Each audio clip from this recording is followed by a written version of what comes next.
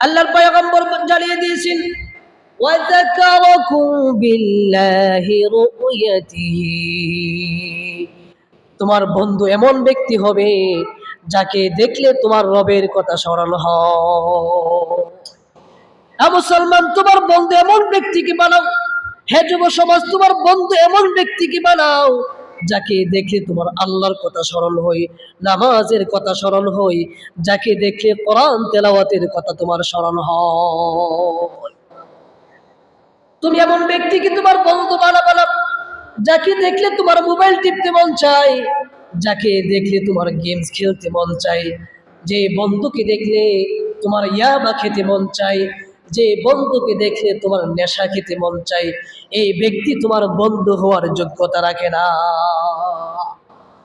হ্যাঁ যুব সমাজ, তুমি যদি কোনো পাপিষ্ঠ ব্যক্তিকে তোমার বন্ধু মহল বানাও, তার সাথে তুমি বন্ধুত্ব করো, তুমি কপালে লিখে নাও, তুমি দুনিয়ার মধ্যে হবা লাঞ্ছিত, পরকালে হবা জান্নাত থেকে তুমি দূরীভূত থাকবা।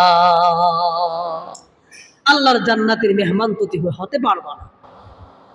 এজন্য মা বোনদেরকে বলছি, যারা গার্ডিয়ান তারাও শুনেন, কোন মুসলমানের বাড়িতে যেন, কোন মুমিন মুমিনার বাড়িতে যেন কোনো বেপরদা নারী না আসে, কোনো অমুসলিম না আসে। কারণ একজন আল্লাহওয়ালা পর্দাশীল বাড়ির মধ্যে যদি বেপরদার নারীর আনাগোনা থাকে, তার চলাফেরা থাকে, হে গার্ডিয়ান তোমরা শুনে নাও, হে মুসলিম জাতি শুনে নেন, যদি বেপরদা নারীর আনাগোনা আপনার বাড়িতে থাকে, আপনার পর্দাশীল মেয়েটাকে উলঙ্গ বানিয়ে ছাড়বে। তোমার মেয়েটা পর্দা করে, তোমার বোন পর্দা করে, তোমার বোনকে উলঙ্গ না করা পর্যন্ত সে ক্ষান্ত হবে না। এজন্য আমার বন্ধুত্ব কি হবে, আমার সহপাঠী কি হবে? তোমার সহপাঠী কি জান্নাতি নাকি জাহান্নামী? যদি জাহান্নামীকে তোমার সহপাঠী বানাও, তুমি বুঝে রেখো তোমাকে জান্নাত থেকে সে দূরীভূত রাখবে। আল্লাহ রাসূল আল্লাহ হাদিসে জানিয়ে দিয়েছেন ওয়াজাদা ফি ইলমিকুম বিমানতিকিহি, এমন ব্যক্তিকে তুমি বন্ধু বানাও যাকে দেখলে তার কথাবার্তার দ্বারা তোমার জ্ঞান বাড়ে। তোমার বন্ধু, তোমার সঙ্গী তাকে বানাও যার সাথে কথা বললে তোমার জ্ঞান বেড়ে যায়।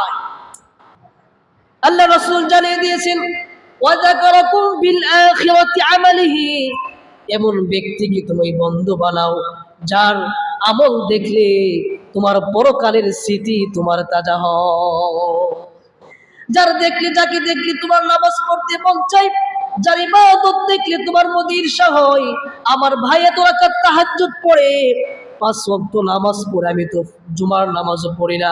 এমন ব্যক্তিকে বন্ধু বানাও যাকে দেখলে তোমার নেক কাজের প্রতি তুমি আগ্রহী হয়ে যাও। আর এমন নাফরমানকে বন্ধু বানায়ও না সে যে সারাদিন হালি 1 ফুট কুয়েত থাকে আর 1 ফুট লন্ডন থাকে, শুধু টাকার কথা বলে, তার কাছে কোনো ইবাদতের গন্ধ পাওয়া যায় না।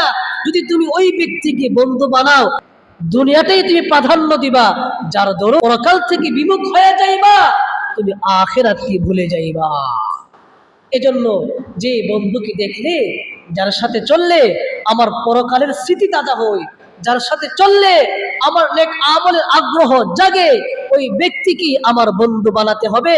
যার সাথে চললে আমার পরকালের স্মৃতি তাজা হয় না, যার সাথে চললে আস্তে আস্তে আমি বদ্দিন হয়ে যাব, আমার আমল ছুটে যাবে, তার কাছ থেকে আমার দূরে থাকতে হবে।